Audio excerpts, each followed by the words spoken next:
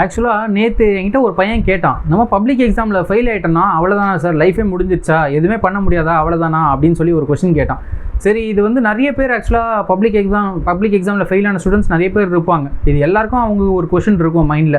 ஏன்னா எல்லாரும் சொல்லியிருப்பாங்க பப்ளிக் எக்ஸாம் ஃபெயில் ஆகிட்டான் அவ்வளோதான், வாழ்க்கையாக முடிஞ்சிருச்சு, லைஃபே முடிஞ்சிருச்சு அப்படின்னு சொல்லிட்டு. சரி, இது எல்லாருக்காகவும் ஒரு வீடியோ மாதிரி ரெடி பண்ணலாமே அப்படின்னு சொல்லிட்டு தான் ஒரு வீடியோ ரெடி பண்ணியிருக்கோம். உங்களுக்கு தெரிஞ்சவங்க யாருன்னா பப்ளிக் எக்ஸாமில் ஃபெயில் ஆகிருக்காங்க அப்படின்னா, இல்லை பப்ளிக் எக்ஸாம் எழுத போகிற ஸ்டூடெண்ட்ஸ் யாருன்னா உங்களுக்கு தெரியும்னா அவங்களுக்கு கண்டிப்பாக அந்த வீடியோ ஷேர் பண்ணுங்கள். இப்போ பப்ளிக் எக்ஸாமில் 10th 11th 12th எல்லாமே பப்ளிக்காக மாற்றிட்டாங்க. இப்போ ஏதோ ஒன்றில் நீங்கள் பப்ளிக் எக்ஸாமில் ஃபெயில் ஆகிட்டீங்கன்னு வச்சுக்கோங்களேன், ஆக்சுவலாக உங்கள் எல்லாருக்கும் சப்ளிமெண்ட்ரி எக்ஸாம் சொல்லிட்டு 1 month கண்டக்ட் பண்ணுறாங்க கவர்மெண்ட். இப்போ நீங்கள் அந்த எக்ஸாமுக்கு 1 month மட்டும் ஹார்ட் ஒர்க் பண்ணி பாஸ் பண்ணிட்டீங்கன்னு வச்சுக்கோங்க. இப்போ 10th நீங்கள் ஃபெயில் ஆகிருக்கீங்கன்னு வச்சுக்கோங்க எக்ஸாம்பிள், அதில் நீங்கள் அந்த 1 month எக்ஸாம்லேயே சப்ளிமெண்ட்ரிலேயே நீங்கள் பாஸ் பண்ணிட்டீங்கன்னா உங்களால் கண்டிப்பாக 11th இமீடியட்டாக ஜாயின் பண்ண முடியும், பிரேக்கே இல்லாமல் 11th போயிடலாம்.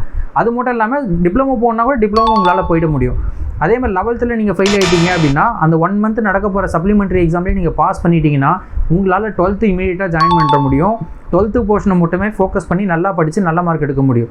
இல்லை நான் 12th ஃபெயில் ஆகிட்டேன் அப்படின்னா ஒரே ஒரு மாதம் மட்டும் ஹார்ட் ஒர்க் பண்ணி படிச்சிங்கன்னா எல்லார மாதிரியும் உங்களாலேயும் அதே வருஷத்துலேயே காலேஜ் ஜாயின் பண்ண முடியும். இந்த ஆப்பர்ச்சுனிட்டி இருக்குது. அதனால் அந்த ஒரு மந்த்தை மட்டும் விட்டுறாதீங்க, எவ்வளோ முடியுமோ அவ்வளோ போராடி பாஸ் பண்ணிடுங்க.